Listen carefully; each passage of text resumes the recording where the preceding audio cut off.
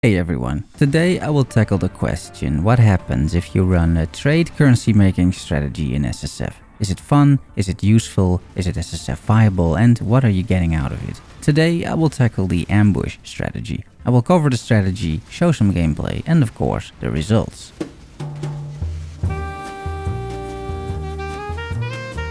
This strategy is very simple really. By using ambush scarabs and the ambush map device option, you get a lot of strongboxes in your maps. From the wiki you can read that strongboxes are impacted by item quantity area modifiers, but not by player modifiers, so your gear doesn't matter, but your map you're running and the eldritch altars, they do matter. Even though the tier 17 map modifiers, such as more currency, don't apply to the strongbox, they do apply to the monsters coming out of those strongboxes. This is why the Maxroll guide that I used for this recommends that you use tier 17 maps with either currency or scarab quantity rolls on them to get the most out of this strategy. After that, it's just a matter of running the map, opening strongboxes and looting everything inside.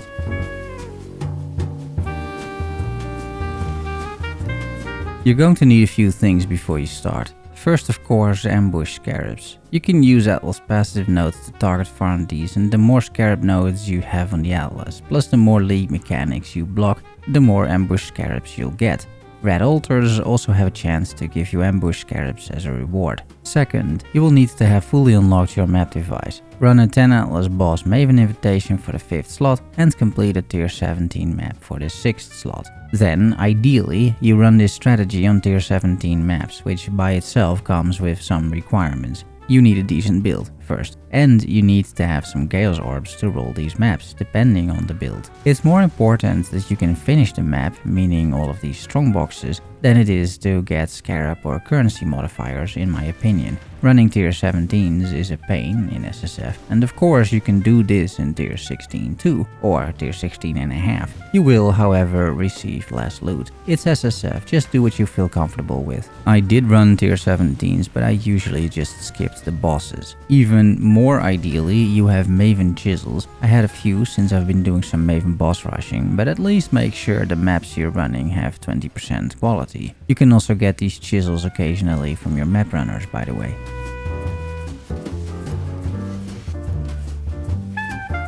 The strategy from Maxroll covers both a high and a low investment version, where typically low investment trade strategies are SSF viable. I didn't see a reason to deviate much from this. I think the strategy works just as it is for SSF. The high investment has an ambush scarab of containment in it, trapping all map monsters in strongboxes. These are incredibly rare. In SSF I only had around 15 after hundreds and hundreds hours of playtime.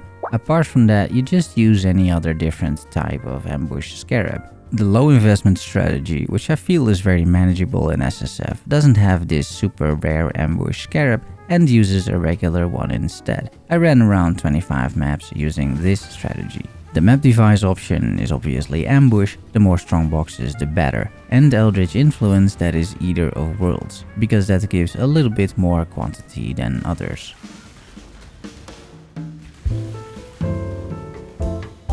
The Maxroll guide comes with 2 Atlas trees, one for high and one for low investment. The main difference in terms of the Atlas tree is that the high investment, given that all the monsters are now in strongboxes, benefit less from eldritch altar nodes, so some of those are now put in more rarity. In a regular map, the low investment, which has all of the map monsters, just spawns normally, and on top of that adds a bunch of strongboxes, the pack size eldritch altar nodes are in fact added.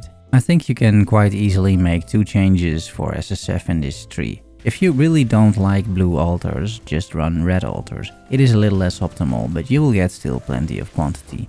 Second, these Maxroll Atlas trees are set up to provide the most valuable scarabs in trade, which is why they are focusing, I think, on Harbinger, Ambush and Essence scarabs. However, in solo self-found, you don't care about the value of a scarab on the market, you just care about a certain scarab that you may enjoy running. So you can configure this and target farm any type of scarab you like, by either not blocking the league mechanic that allows those scarabs to drop, or by just selecting different scarabs to spawn more often in the center of the Atlas. For example, Ultimatum is left unblocked, meaning Ultimatum scarabs can spawn, and I am sure that they're valuable in trade. However, if you, like a normal person, don't care about ultimatum, just block it and unblock something like, I don't know, blight instead, so you can farm a heap of blight scarabs and not get ultimatum scarabs. I personally, for example, went for cartography scarabs because I like those and I will get then a bunch of maps by running them.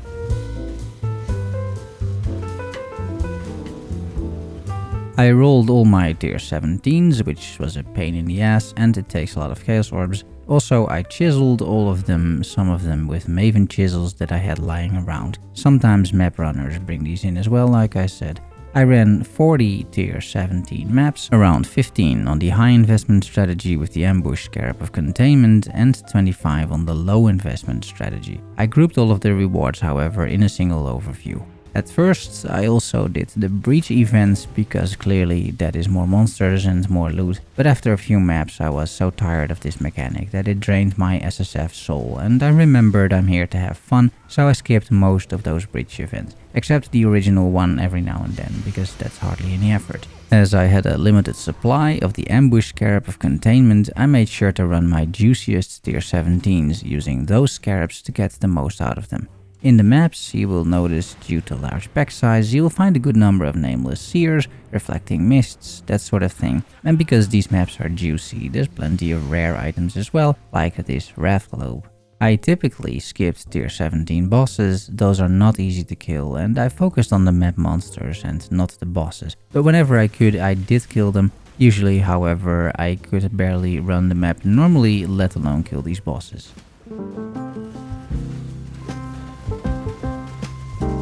Now, the loot. This clearly isn't meant as an exact science, there are discords for that. This is more meant as an indication what you can expect if you can run the strategy in a non-optimal form in SSF. Will it hold up, and would you be happy with this after running 40 tier 17 maps? As divines per hour is not a factor, it's really just about the loot in the end and if that is useful to you. So I collected this, I put it all in a quad tab, and what you're looking at is a few hundred scarabs sorted by type. It's getting probably close to 1000 scarabs here. This should keep you going for a while, especially if you're willing to just run the majority of these. I think it's hard to self-sustain one particular scarab type with the nerfs to map modifiers and loot dispatch, but in my opinion that is not really an issue, as there are plenty of other scarabs and other content to run as well. Of course, you can also sell any scarab to the vendor that you don't like, and for every 3 scarabs you will get 1 new one in return. Another interesting thing is you can definitely tell how rare these horn scarabs are, by the way. I only got a few boss fragments, killing bosses wasn't a priority as I mentioned, and they usually also wasn't possible. I found 2 Coward's Trials, only 5 Divines, 8 Exalts and 2 Eldritch currency. I'll get some more from the div cards though. Only 6 tier 16.5 maps, some okay-ish uniques such as Gravebind, SNF's Touch and Wrath Globe, 1 6-link and then the div cards from the divination strongboxes. These are actually quite good. I run a fairly strict filter at this point in the league, so these are the only premium cards. I will get into the div stash tab as well though. What we have here is 2 times the Enlightened, 2 times the Escape for nice twin boots, 1 Prince of Darkness, 4 Saint's Treasure for 0.8 Exalted Orbs, 2 Abandoned Well for 1.7 Exalted Orb, and 2 The Scouts for another 1.8 or so Exalted Orbs. So let's say 4 Exalties on top of the 8 raw ones from the divination cards. Then there is 2 times the Sephiroth for roughly 2 Divines, 4 Divine Beauty for roughly another 2.5 Divines, and 6 The Fortunate for 1 Divine, so that is 5 or 6 Divines on top of the 5 raw Divines, for a total of 10 Divines, let's say. Then 1 time the Nurse, I think pointless in SSF in my opinion. 2 Brush, Pain and Palette, which is 2/5 of 1/11th of a level 4 enhance, good luck with that, and even worse, 2 times the Patient.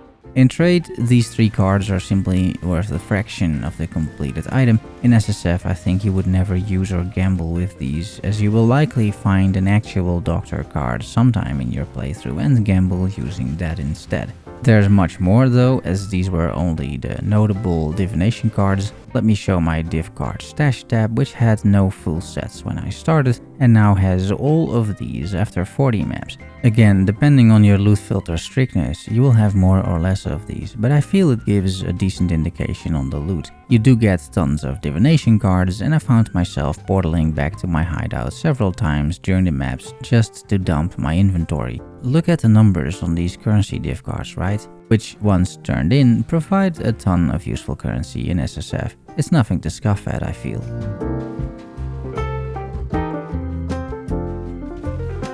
While the prerequisites of this strategy are definitely more for SSF endgame and for those who have progressed a bit further into the league, the strategy itself is quite fun to run. Tier 17s remain super annoying, there's no way around it, but opening strong boxes, at least for me, doesn't get old. It's very rewarding, I would say. For the most part, barring some useless div cards in SSF, you get a lot of useful loot, primarily a heap of scarabs and currency, either raw or in the form of div cards. I would say it is SSF-viable for sure. You can tweak the tree a bit to your liking, which is awesome as well. It's very simple, I like that, and I had a good time running this overall. And with that, I really hope you enjoyed this video. I'm planning on making a few, if these do okay in terms of views, just in between 0 to hero runs and Fileborn roulettes, as those can take a while to finish and edit. Thanks for watching and sticking around to the end. Consider subscribing if you enjoy PoE SSF content. I'll be covering PoE 2 SSF as well pretty soon. I really hope the reveal is fun and we get some new endgame stuff, but I guess we'll see. Love you all, see you soon, bye bye.